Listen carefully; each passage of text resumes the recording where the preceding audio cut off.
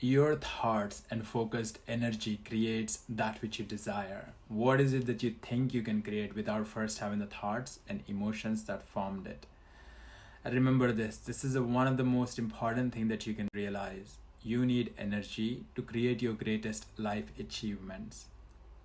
Your thoughts, words, and actions are what creates your greatest life accomplishments.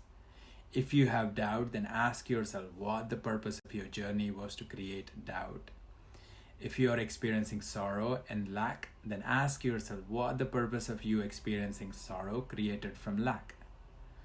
Are you creating the same negative emotions through different experiences so you can feel the comfort of the familiar feelings you have throughout your life? Well, now is the time to replace the feelings of sorrow and lack with the feelings of self-love and satisfaction. Don't exchange them with the familiar sad feelings, but remove yourself from experiencing them altogether.